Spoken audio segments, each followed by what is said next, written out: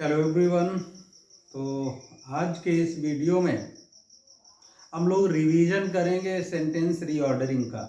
जी हाँ, class UP board की class 9th और 10th में एक क्वेश्चन भी आता है सेंटेंस रीऑर्डरिंग का, दो मार्क्स का।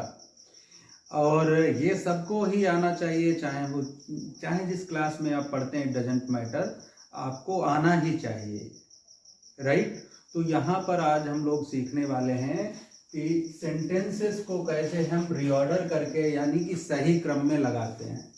जहाँ तक हम बात करते हैं कि सेंटेंस, इसका भी रिवीजन हो जाएगा। सेंटेंस भैया होता क्या है, कि क्या होता है, ग्रुप होता है, ग्रुप ऑफ वर्ड्स। ये बात तो हो गई भाई, ग्रुप ऑफ वर्ड्स होता है।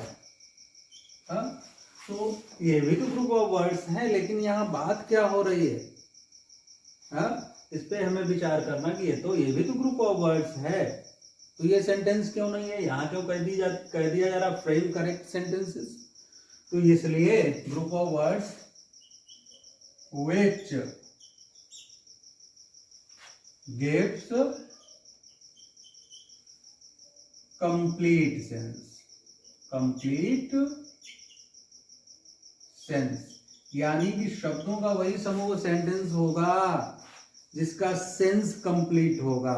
अब यहां पर ये है तो ग्रुप ऑफ वर्ड्स, लेकिन इसका सेंस कंप्लीट नहीं है, इसलिए ये ग्रुप सेंटेंस नहीं है। पहली चीज सेंटेंस के बारे में हमारे समझ में आ गई। दूसरी चीज, जब हम बात करेंगे सेंटेंस की, तो सेंटेंस 4 प्रकार के होते हैं। असर्टिव,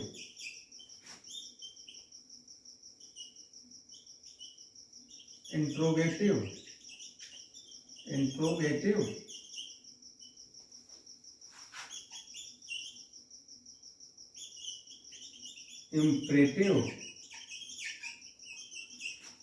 और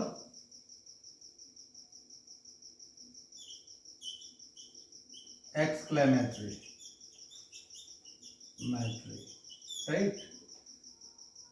4 प्रकार के होते हैं। इसमें सबसे पहले तो सब्जेक्ट होना चाहिए, फिर प्रेडिकेट होना चाहिए और फुल स्टॉप होना चाहिए, ठीक है। बात इंट्रोगेटिव की है, तो इंट्रोगेटिव 2 तरह के होते हैं, आंसर टाइप और WH टाइप। यानी इसमें हेल्पिंग वर्ब से शुरू होंगे या WH वर्ड से शुरू होंगे, और अंत में क्या होगा, हमारे पास क्वेश्चन मार्क होगा। जहां तक बात है इंपरेटिव सेंटेंस की, ये वर्ब की फर्स्ट फॉर्म से शुरू होंगे और अंत में हमारे पास क्या होगा, फुल स्टॉप होगा। और एक्सक्लेमेटरी सेंटेंस की बात करें तो इसमें ये होगा मार्क ऑफ एक्सक्लेमेशन, जिससे हमें पता चल जाता है कि ये एक्सक्लेमेटरी सेंटेंस है, राइट। अब बात करें सेंटेंस के जो पार्ट्स होते हैं 2 होते हैं। कितने पार्ट्स होते हैं, 2 होते हैं। सब्जेक्ट होता है और एक प्रेडिकेट होता है। ओके, सब्जेक्ट किसी व्यक्ति या विषय वस्तु के बारे में बताता है सब्जेक्ट, और प्रेडिकेट सब्जेक्ट के बारे में बताता है। ये बात हो गई सेंटेंस से रिलेटेड, कि group of words which makes a complete sense is called a sentence. Sentence के 4 प्रकार होते हैं, असर्टिव, इंट्रोगेटिव, इम्परेटिव और एक्सक्लेमेटरी। सेंटेंस के 2 पार्ट होते हैं, सब्जेक्ट और प्रेडिकेट। सब्जेक्ट क्या होता है, जो किसी व्यक्ति या वस्तु के बारे में बताया वो सब्जेक्ट है, और जो सब्जेक्ट के बारे में बताया वो प्रेडिकेट है। इतनी बात तो आपको क्लियर हो गई। अब बात कर लेते हैं इस तरह का एक क्वेश्चन जो है 2 नंबर का, क्लास 9th और 10th वालों के लिए यूपी बोर्ड में पूछा जाता है। उसमें सेंटेंस को रीऑर्डर करना होता है और आपको 2 नंबर मिल जाएंगे। बहुत सरल है। तो आइए देखते हैं। Smoking health to harmful is. Okay, तो फर्स्ट भाई सब्जेक्ट आ गया, सब्जेक्ट के बाद में वर्ब होगी, एज, वर्ब के बाद में फिर जो है क्या होगा, हार्मफुल, 3 नंबर। फिर 2 4 और इसके लिए 5 हेल्थ के लिए। यानी जब भी परीक्षा में बैठो लिखने से पहले ये हिसाब लगा लो कि पहले क्या आना है, पहले क्या आना है, दूसरे नंबर पे क्या आना है, तीसरे पे क्या आना है, चौथे पे क्या आना है, पांचवें में क्या है और छठे में क्या है, जो भी है सो ऑन। इसमें तुम्हारे पास 5 ही पॉइंट हैं, तो क्या हो जाएगा, हमारा आंसर बनेगा स्मोकिंग। तो असर्टिव सेंटेंस है, राइट। पहला लेटर कैपिटल ही होना चाहिए, नहीं तो गलत हो जाएगा। Is harmful to health. अब हमारा ये सेंटेंस सही बन गया, यानी कि ग्रुप ऑफ वर्ड्स है, इसका एक सेंस भी है कि भाई धूम्रपान स्वास्थ्य के लिए हानिकारक होता है। स्मोकिंग सब्जेक्ट है, इज हार्मफुल टू हेल्थ ये प्रेडिकेट है, राइट। ये सब्जेक्ट है, ये प्रेडिकेट है। सिमिलरली बढ़ते हैं आगे, अगला सेंटेंस देखते हैं। अगला सेंटेंस हमारा क्या है, अगला जो सेंटेंस हमारा है, life not bed roses of is a. तो यानी कि सबसे पहले हमें सब्जेक्ट ढूंढना है। सब्जेक्ट क्या हो सकता है, लाइफ। सब्जेक्ट के बाद में वर्ब आएगा, तो एज, ठीक है। और वर्ब के बाद में अगर नेगेटिव सेंटेंस है तो नेगेटिव वर्ड आ जाएगा, ठीक है।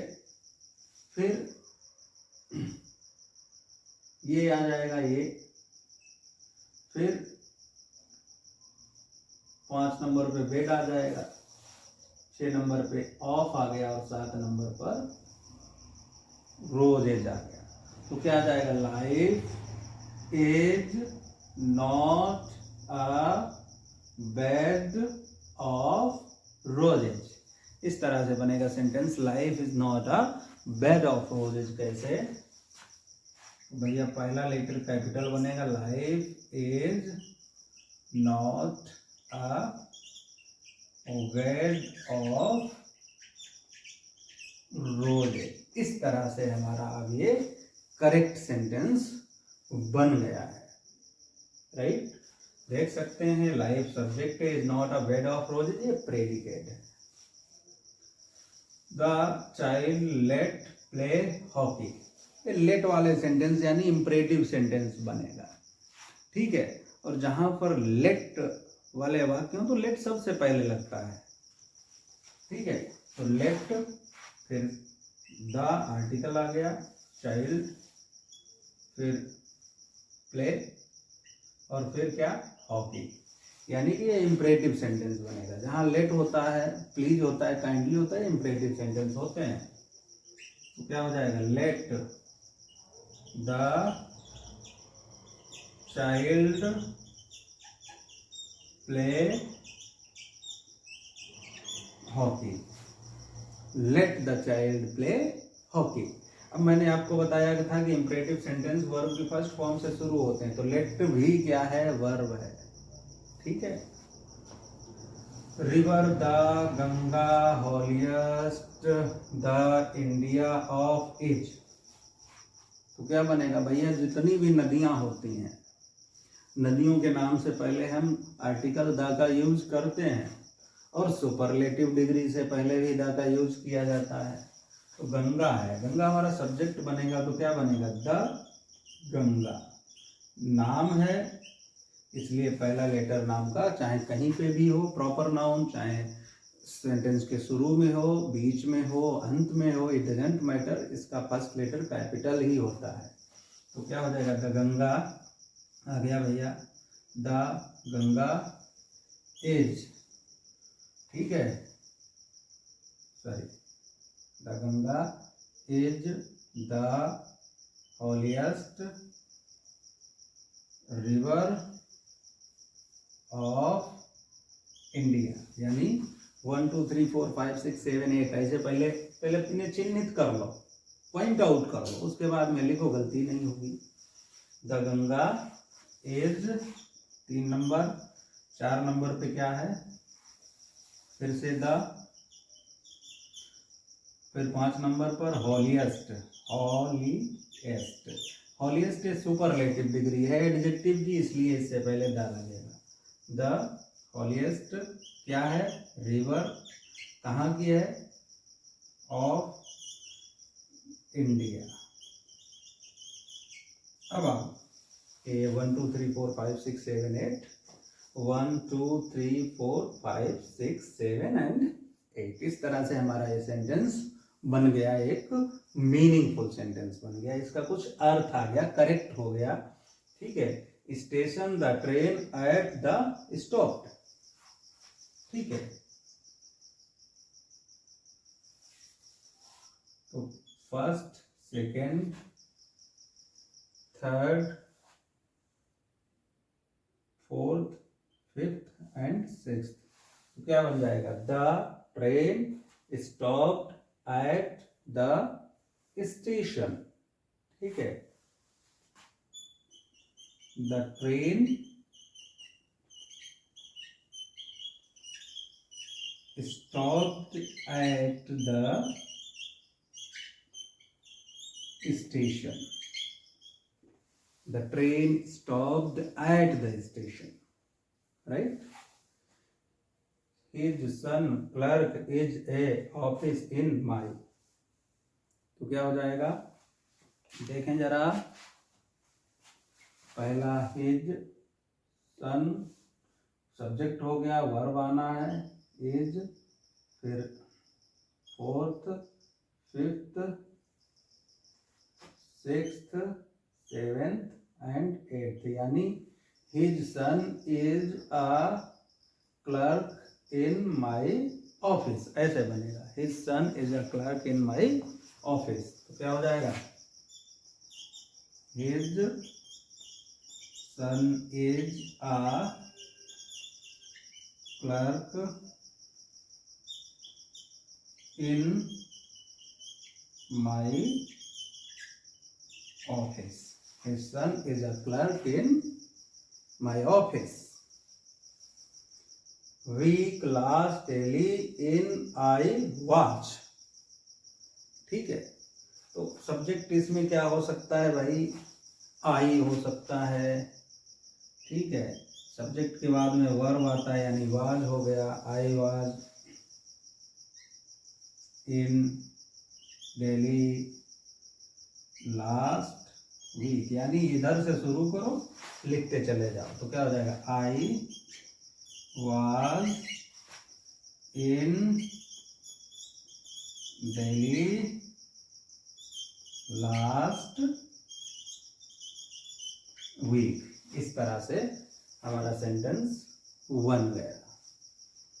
फिर me give read to a book a please. ठीक है, तो प्लीज वर्ब आएगा, रीड के तुरंत बाद वर्ब आता था, गिव, फिर वह ऑब्जेक्ट आएगा, फिर क्या आ जाएगा? सॉरी, फिर बुक आ गया, sorry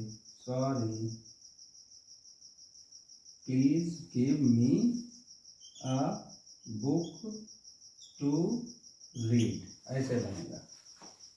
please give me a book to read. इसे हम ऐसे भी बना सकते हैं, कैसे? Give me a book to read please, ऐसे भी बना सकते हैं। तो आपको जो अच्छा लगे आप उसका प्रयोग कर सकते हैं। He in the river enjoy swimming. तो वही बात है, पहले सब्जेक्ट ढूंढना पड़ेगा। तो सब्जेक्ट क्या मिलेगा? ही, फर्स्ट वर्ब आ गया, स्विमिंग इन द रिवर। तो क्या हो जाएगा? ही enjoys